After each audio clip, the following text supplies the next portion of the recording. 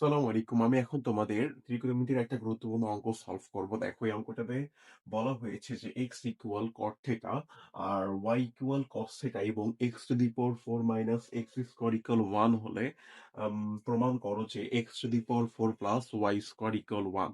ঠিক আছে? তাহলে দেখো এই অঙ্কটা সলভ করার জন্য আমাদের যেটা কাজ করতে হবে সেটা হচ্ছে দেওয়া আছে থেকে আমাদের এটা কি করতে হবে, প্রমাণ করতে হবে। ঠিক আছে? তাহলে আমরা দেওয়া আছে থেকে এটা আমরা এখন প্রমাণ করব। ভালো করে খেয়াল করো যে ফার্স্টে আমাদের যে কাজটা হবে, যে আমরা ফার্স্টে লিখবো হচ্ছে দেওয়া আছে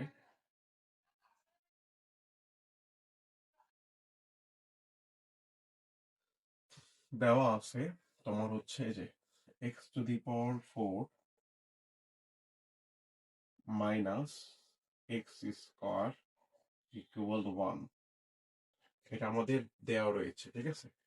আর এখান থেকে দেখো দেওয়া আছে থেকে যেহেতু আমাদের এখানে দেখতেছো, ভালো করে খেয়াল করো যে আমাদের এখানে কিন্তু কি করা রয়েছে, আমাদের এক্স এর একটা মান দেওয়া রয়েছে। তাহলে এক্স এর মান হচ্ছে কট cot to the power 4 theta. আর এখানে আমাদের কি হবে, minus cot square theta equal 1। ঠিক আছে? এখন এইখান থেকে আমাদের দেখো প্রমাণ যেটা করতে হবে সেটা হচ্ছে y টু দি পাওয়ার 4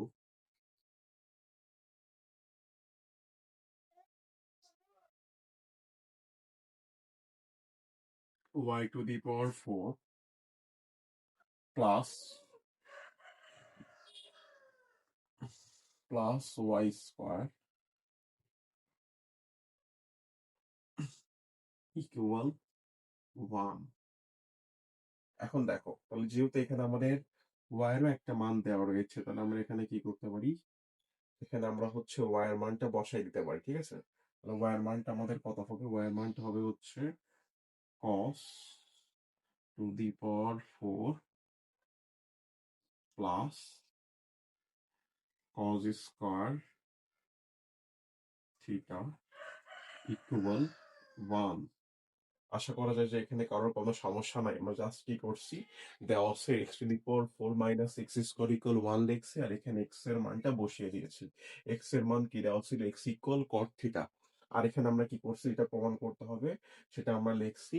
লেখার পরে ওয়াই এর থেকে ওয়াই এর মানটা বসিয়ে দিয়েছি। ঠিক আছে? এখন এখানে আমাদের থিটা হবে।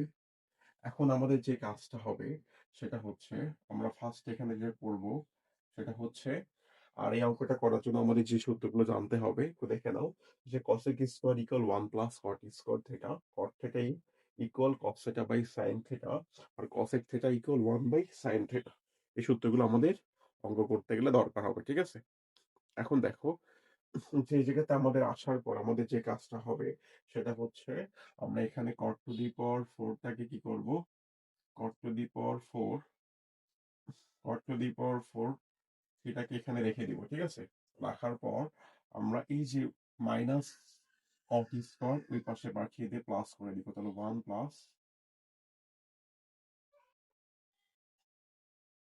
1 প্লাস cot স্কয়ার থিটা। ঠিক আছে? তাহলে আমরা যদি 1 প্লাস cot স্কয়ার থিটা মানে কি, তাহলে 1 প্লাস cot স্কয়ার থিটা মানে, আমি কিন্তু তোমাদের আগেই জানিয়ে দিয়েছি যে 1 প্লাস cot স্কয়ার মানে আমরা সূত্র অনুযায়ী জানি cosec স্কয়ার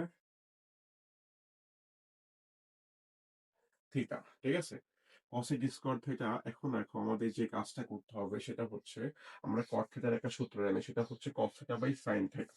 তাহলে এখানে আমাদের কাজ হবে, এখানে সুন্দর করে cos to the power 4 theta ভাগ sin to the power 4 theta সূত্রটা বসিয়ে দেওয়া। ঠিক আছে?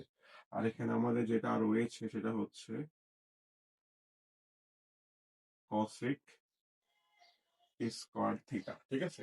এখন দেখো আমাদের মেন উদ্দেশ্যটা কি, আমাদের মেন উদ্দেশ্য হচ্ছে cos to the power 4 plus cos square equal 1 নিয়ে আসা। এই জন্য আমাদের কাজ হবে cos টু দি পাওয়ার 4 টাকে আমরা কি করব, বাম পাশে রেখে দিব। এখন cos টু দি পাওয়ার 4 টাকে আমরা বাম পাশে রেখে দিয়ে আমরা এখন কাজ কি করব, sin টু দি পাওয়ার 4 টাকে ওই পাশে গুণ করে দিব। তাহলে এখানে আমাদের কাজ হবে হচ্ছে cosec স্কয়ার থিটা, আর এর সাথে আমাদের গুণন হয়ে যাবে হচ্ছে sine to the power 4 theta. ঠিক আছে?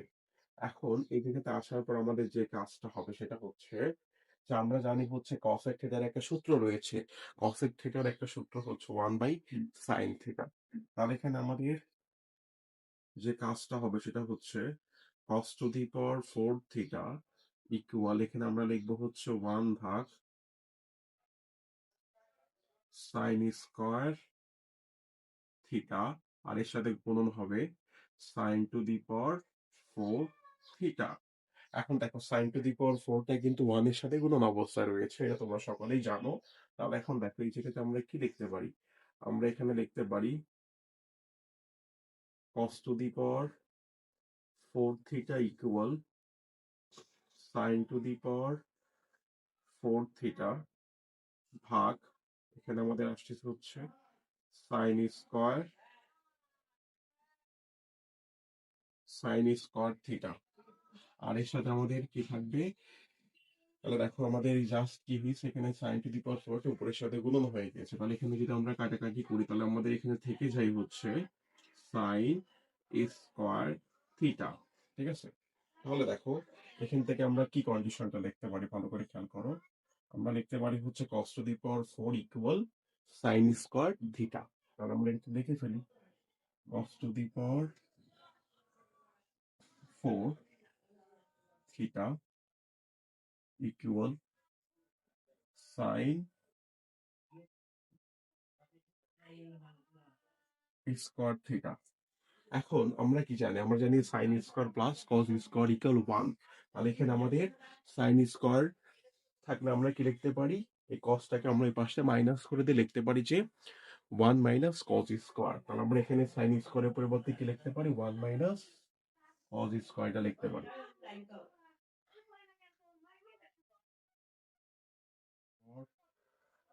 4 theta equal 1 minus cos square theta. এখন এই পরের লাইন আমাদের এটা লিখে দিলেই হয়ে যাবে। ঠিক আছে? এখানে আমাদের দেখো এখানে আমাদের কি রয়েছে? দেখো এখানে আমাদের জাস্ট আমরা cos টু দি পাওয়ার 4 টাকে পাশটা প্লাস করে দিব, প্লাস হয়ে গেছে আর পাশে 1 থেকে যাবে। এটাই হচ্ছে আমাদের অঙ্কটা ছিল। ঠিক আছে?